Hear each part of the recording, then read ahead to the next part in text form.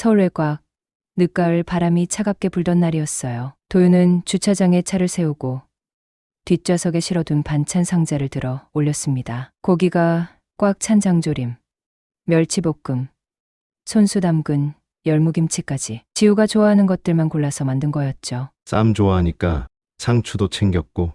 작게 중얼거리며 현관문 앞에 섰을 때였어요. 손가락이 초인종 위에서 멈췄습니다. 안에서 들려오는 소리 때문이었어요. 죄송합니다. 진짜 죄송합니다. 아들의 목소리였습니다. 떨리고 작고 금방이라도 울 것 같은, 그리고 이어진 소리. 찰싹 살이 찢어지는 듯한 뺨을 때리는 소리. 도윤은 순간 숨을 멈췄습니다. 심장이 턱하고 내려앉는 기분이었어요. 지우가 맞고 있다고? 문이 잠깐 흔들렸습니다. 안에서 누군가 크게 움직인 모양이었죠. 도윤은 문 손잡이에 손을 얹었습니다. 아무 말도 안 했습니다. 비밀번호는 그가 설정한 숫자였어요. 지우의 생일, 삑 소리와 함께 문이 열렸습니다. 거실 한가운데 지우가 무릎을 꿇고 있었습니다. 고개를 숙이고 있었고 얼굴 한쪽이 벌겋게 부어 있었어요. 옆에서 장인 태근이 이마에 핏대를 세우고 소리치고 있었죠. 내가 지금 나한테 반항하는 거냐? 그깟 반찬한다고 말대답을 해? 주방 쪽에 있던 며느리 소은은 고개를 돌리고 있었습니다. 아들이 맞는 걸 보면서도 말리지 않았어요. 그 순간 도윤의 안에서 뭔가 툭 하고 끊어졌습니다. 도윤은 말없이 지우에게 걸어갔어요. 장인은 그제야 그를 발견하고 눈을 동그랗게 떴죠. 아니, 사위 양반 가신 줄 알았는데 왜 다시? 이 집 내가 사준 겁니다. 목소리는 낮았지만 단호했어요. 도어락 비밀번호도 내가 설정했고요. 들어올 권리 충분히 있습니다. 도윤은 지우 앞에 무릎을 꿇었습니다. 아들의 손을 천천히 잡았습니다. 손이 얼음장처럼 차가웠어요. 지우야. 아빠 왔어. 지우는 고개를 살짝 들었습니다. 눈이 벌개졌고 입술이 덜덜 떨리고 있었어요. 말은 못했지만 그 눈빛이 모든 걸 말해주고 있었죠. 지금 당장 짐 싸. 서울로 가자. 지우는 아무 말 없이 고개를 끄덕였어요. 그 표정엔 해방의 빛과 두려움이 동시에 얽혀 있었죠. 방으로 들어가는 지우의 뒷모습을 본 태근이 발끈하며 소리쳤습니다. 이건 무례 아닙니까? 우리 딸 남편을 데리고 그냥 간다고? 도윤은 돌아보며 말했어요. 무례요? 누가 먼저 무례했는지 CCTV부터 확인해 보시죠. 그 말에 태근의 얼굴이 살짝 경직했습니다. 지우가 작은 가방을 들고 나왔을 때 도윤은 지갑을 챙기고 문을 열었어요. 그들의 집을 나오는 순간 마음이 싸늘해졌습니다. 엘리베이터로 향하며 지우의 어깨에 팔을 올렸어요. 어깨가 계속 떨리고 있었어요. 왜 진작 알지 못했을까? 왜 연락이 없었는지, 왜 말투가 달라졌는지. 서울로 가는 KTX 안. 지우는 창밖만 바라봤습니다. 눈은 멍했고 뺨은 여전히 부어 있었어요. 그 모습을 보며 도윤은 조용히 말했습니다. 지후야. 앞으로 아무도 너를 때리지 못하게 할게. 아빠가 약속할게. 지우는 말없이 고개를 끄덕였어요. 그 순간 도윤의 눈가가 처음으로 젖었습니다. 퇴직 후 처음으로 무기력해진 기분이 들었어요. 하지만 이번엔 절대 물러서지 않겠다. 그 마음만큼은 단단했습니다. 밤 11시가 넘은 시간.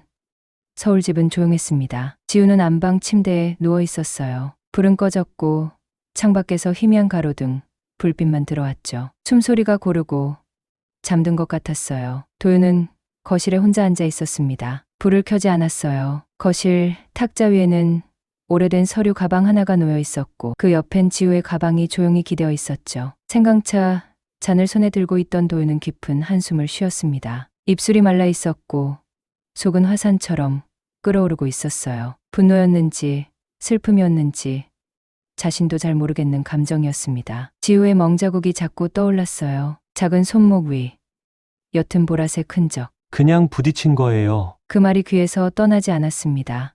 거짓말이었지. 그는 낮은 목소리로 중얼거렸어요. 그동안 몇 명의 가정폭력 피해자를 봐왔던가. 피해자들이 늘 하던 말. 그냥 넘어졌어요. 실수였어요. 지금 지우가 똑같은 말을 하고 있다는 게 마음을 찢어놓았죠. 나는 왜 몰랐을까? 왜 이 아이가 괜찮다고 말할 때 그냥 믿었을까? 그는 조용히 자리에서 일어났습니다. 아무 소리도 내지 않으려 조심조심 발을 옮겼어요. 책장 한편에서 작은 검은 상자를 꺼냈습니다. 그 안엔 오래된 태블릿과 외장하드, 그리고 한때 자신이 사용하던 보안 장비들이 있었죠. 태블릿을 켰고 앱을 실행했습니다. 그가 지우에게 결혼 선물로 설치해준 스마트 보안 시스템이 연결되어 있었어요. 그는 항상 최악의 상황을 대비하는 습관이 있었습니다. 그러나 영상 목록이 이상했어요. 시간대가 비어 있었고 최근 영상이 갑자기 끊겨 있었습니다. 삭제됐다. 누군가 의도적으로 지운 거야. 순간 마음이 움츠러들었습니다. 단순 폭행이 아닐 수 있다는 생각이 강하게 들었죠. 그는 곧바로 외장하드를 연결하고 복구 프로그램을 돌리기 시작했습니다. 몇 분이 흘렀습니다. 화면에 깨진 영상 조각들이 하나둘 떠올랐어요. 소리가 섞였고 끊기는 부분도 많았지만 명확한 한 장면이 나왔습니다. 거실. 지우가 바닥에 앉아 있고 장인 태근이 그를 향해 손을 들어 올리는 장면. 영상이 짧게 멈췄다가 다시 재생됐습니다. 이번엔 오상훈이 지우 앞에 서류를 내밀고 있었습니다. 여기 그냥 도장 찍어. 가족끼리 쓰는 거야. 지우는 고개를 갸웃했고 소은이 옆에서 말했죠. 오빠, 그냥 찍어. 아빠가 하라는 건 다 좋은 거야. 도윤은 모니터를 바라보며 차가운 숨을 들이마셨습니다. 손에 쥐고 있던 생강차 잔이 덜덜 떨렸어요. 눈앞에 벌어지는 장면이 믿기지 않았죠. 그는 손으로 얼굴을 감쌌습니다. 잠시 아무 소리도 들리지 않는 것 같았어요. 귀 안에서 울리는 건 자신의 맥박 소리뿐이었습니다. 이건 단순한 가정 문제가 아니야. 이건 계획적인 사기다. 그는 지우의 가방을 조심스럽게 열었습니다. 안에는 반쯤 찢어진 공책이 한 권 있었습니다. 표지는 구겨져 있었고 낙서처럼 끄적인 글씨들이 보였죠. 몇 장을 넘기다 그는 한 문장을 발견했어요. 아빠, 살려주세요. 그 순간 눈물이 쏟아졌습니다. 참으려고 했지만 무너졌습니다. 검사, 경찰, 수사관 앞에서도 울지 않던 이 남자가 아버지로서 울었습니다. 방 안에서 기척이 느껴졌습니다. 지우가 조심스럽게 방문을 열고 얼굴을 내밀었어요. 아빠 앉아요? 도윤은 급히 눈물을 닦고 웃었습니다. 응. 그냥 생각 좀 하고 있었어. 왜? 지우는 잠시 멈칫하더니 작게 물었어요. 혹시 저 바보예요? 그 말에 가슴이 덜컥 내려앉았습니다. 왜 그런 말을 해? 소은이가 그랬어요. 내가 바보 같아서 사회생활 못한다고. 지우는 그 말을 하며 웃으려 했지만 입꼬리가 떨리고 있었어요. 도윤은 조용히 다가가 아들의 어깨를 감싸 안았습니다. 지우야, 너 바보 아니야. 착한 거야. 너무 착해서 사람들이 널 함부로 대하는 거야. 지우는 눈을 깜빡이며 말했어요. 근데 왜 아빠는 저한테 그런 거 안 가르쳐줬어요? 나쁜 사람은 어떻게 생겼는지. 도윤은 대답하지 못했습니다. 그저 조용히 아들의 등을 천천히 두드렸습니다. 이제라도 내가 알려줘야 한다. 이 아이를 지키는 법, 세상을 살아가는 법. 그리고 그날 밤 도윤은 처음으로 수사 노트를 꺼냈습니다. 이제 시작이었어요. 새벽 4시. 도윤은 눈을 떴습니다. 예전 특수범죄 수사과 시절엔 늘 이 시간에 일어났죠. 중요한 작전이 있는 날이면 몸이 먼저 반응했습니다. 오늘도 그랬어요. 커튼 사이로 새벽 공기가 스며들고 있었습니다. 아직 어두운 서울의 하늘 아래 도윤은 조용히 옷장을 열었습니다. 정장을 꺼내 입으며 거울을 봤습니다. 주름진 눈과 흰머리가 늘어난 머리카락. 하지만 눈빛만큼은 예전 그대로였습니다. 오늘은 아버지이자 수사관으로 움직인다. 거실로 나가자 지우가 소파에서 웅크리고 있었어요. 불은 꺼져 있었지만 얼굴은 금세 보였죠. 지우야, 아직 안 잤어? 지우는 깜짝 놀라듯 고개를 들었습니다. 눈이 빨갰습니다. 잠도 못 잔 얼굴이었어요. 아빠 저 혼자 있기 무서워요. 목소리는 작고 떨렸습니다. 도윤은 조용히 고개를 끄덕였습니다. 그럼 같이 가자. 이번엔 아빠가 옆에 있어 줄게. KTX 좌석에 나란히 앉은 두 사람. 지우는 창밖만 멍하니 보고 있었습니다. 기차가 흔들릴 때마다 그의 어깨도 조금씩 움찔거렸어요. 그리고 중간중간 혼잣말처럼 중얼거렸죠. 장인어른이 오면 어떡하지? 소은이도 화낼 텐데. 도윤은 조용히 그의 손을 감쌌습니다. 손끝이 여전히 차가웠어요. 아무도 널 못 건드려. 아빠가 있잖아. 그 말에도 지우는 눈을 제대로 못 마주쳤어요. 마음이 무너졌습니다. 이 아이가 얼마나 오래 무서움 속에 있었던 걸까. 대전역에 도착한 시간은 오전 9시. 도윤은 천천히 발걸음을 옮겼습니다. 빌라 단지 입구에서 멀리 집을 바라봤어요. 그 순간 운이 좋게도 태근 가족이 차를 타고 나가는 모습을 목격했죠. 태근, 소은, 오상훈까지. 지금이야. 도윤은 지우의 손을 꼭 잡고 말했습니다. 엘리베이터 앞. 지우는 손이 덜덜 떨려서 비밀번호를 3번이나 틀렸어요. 진정해. 내가 알고 있는 숫자 맞잖아. 맞아요, 맞는데 손이 말을 안 들어요. 4번째 시도에서 문이 열렸습니다. 안으로 들어선 순간 지우의 발걸음이 멈췄습니다. 괜찮아. 아빠가 있잖아. 도윤이 등을 살짝 밀어주자 지우는 힘겹게 걸음을 옮겼어요. 거실은 놀랄 만큼 깨끗했어요. 마치 누군가 일부러 정리해둔 듯한 느낌이었죠. 하지만 이상했어요. 지우의 흔적이 거의 없었습니다. 사진도, 책도, 개인 물건도, 심지어 커튼 색조차 결혼 전과 달라져 있었어요. 지우야. 내 물건들은 다 어디 갔어? 지우는 방 한쪽을 손가락으로 가리켰습니다. 도윤이 문을 열자 한숨이 절로 나왔어요. 좁은 방 안에 옷, 신발, 책, 인형, 결혼식 사진까지 전부 던져져 있었습니다. 마치 쓰레기처럼. 지우는 그 광경을 보고 숨을 헐떡였어요. 그리고 그대로 바닥에 주저앉았습니다. 이거 내 방이었는데 눈빛이 멍했고 입술이 파랗게 질렸어요. 왜 내 물건이 다 여기에 있어요? 도윤은 아무 말 없이 그의 어깨를 감쌌습니다. 말 대신 함께 무릎을 꿇고 물건들을 살펴봤죠. 가방에서 작은 노트북을 꺼냈습니다. 거실 한쪽에 연결된 CCTV 컴퓨터를 켰어요. 다행히 비밀번호는 지우의 생일. 고대비 열렸고 영상 목록이 나타났습니다. 삭제된 줄 알았던 영상들이 복구되어 있었습니다. 지우야. 여기 좀 봐봐. 영상 안에는 지우가 맞는 장면, 서류에 억지로 도장 찍는 장면, 오상훈이 책상을 내리치며 소리 지르는 장면까지. 지우는 그걸 보고 등을 돌렸습니다. 숨을 크게 들이마시고 고개를 숙였어요. 다 기억나요? 다 무서웠어요. 그 순간 도어락 소리가 울렸습니다. 삐삐삐. 누군가 비밀번호를 누르고 있었습니다. 누구야?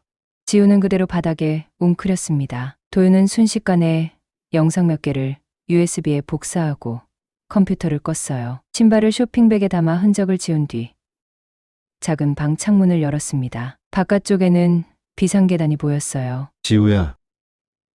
지금 나가야 해? 창문으로. 지우는 무릎을 꿇고 기어갔습니다. 무서워요. 진짜 무서워요. 괜찮아. 아빠가 뒤에 있어. 그 순간 현관문이 찰칵하고 열렸습니다. 오빠 지갑 여기 둔 거 아니야? 소은의 목소리였습니다. 도윤은 숨을 죽이고 창문을 닫았습니다. 단 아주 작은 틈을 남긴 채 소은이 거실을 두리번거렸고 이내 작은 방문 앞에 섰습니다. 어?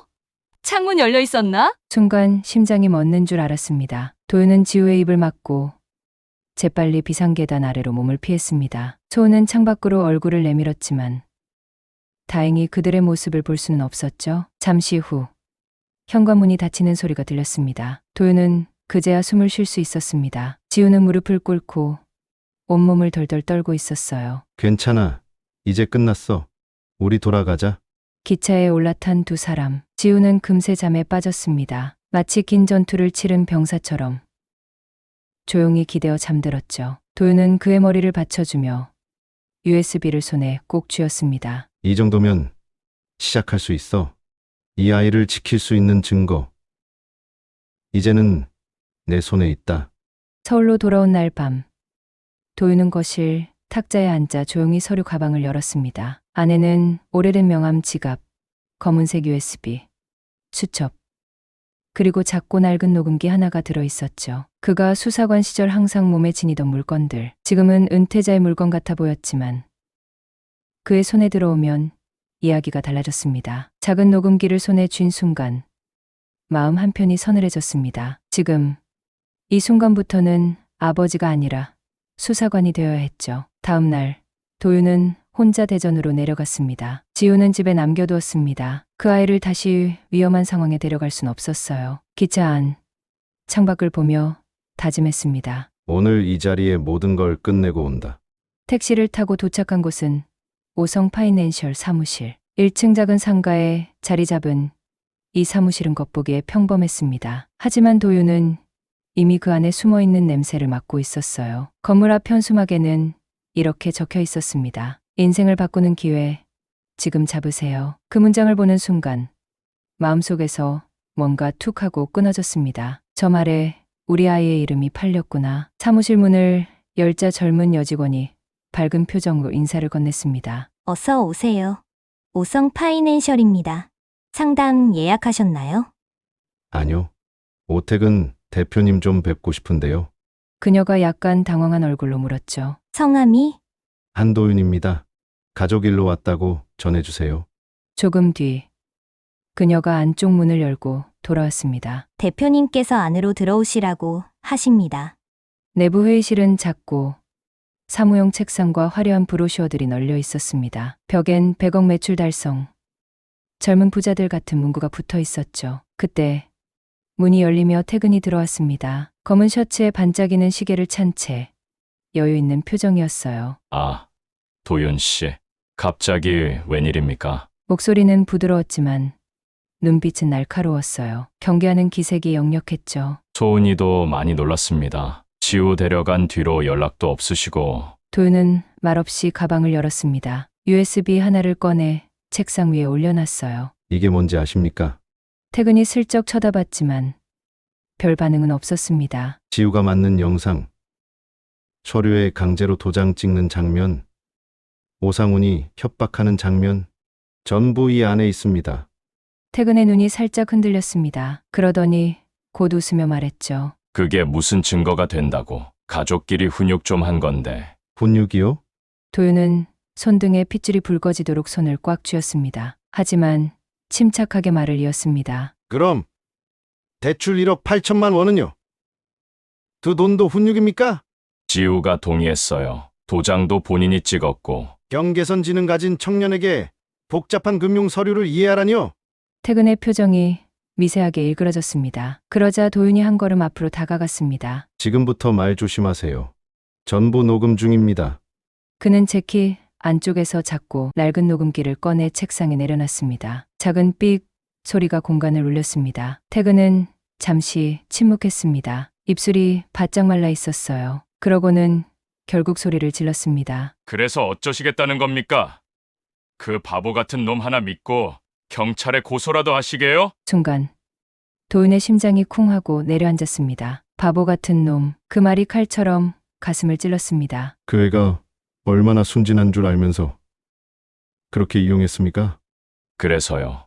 당신 아들이 특별히 착하니까 우리가 좀 이용했으면 어때서요? 결혼도 우리가 먼저 원한 것도 아니고 지우가 자기 손으로 서명했고 자기 발로 결혼했잖아요. 목소리가 점점 거칠어졌습니다. 세상엔 멍청한 애들이 있고 똑똑한 사람이 있는 법입니다. 그 애가 누군가한테 걸렸으면 어차피 똑같았을 겁니다. 그 순간 도윤은 조용히 일어섰습니다. 눈빛은 차갑고 단단했습니다. 지금 말씀하신 것들 전부 증거로 충분합니다.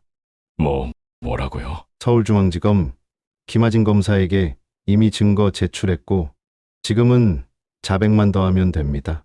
퇴근의 얼굴이 하얗게 질렸습니다. 입술이 파르르 떨렸고 무릎이 덜컥 주저앉았어요. 사돈 제발 한 번만 봐줘요. 돈 돌려드릴게요. 아니 2배로 드릴게요. 이자까지 다 쳐서 드리겠습니다. 도윤은 무표정한 얼굴로 그를 내려다봤습니다. 이건 돈 문제가 아닙니다.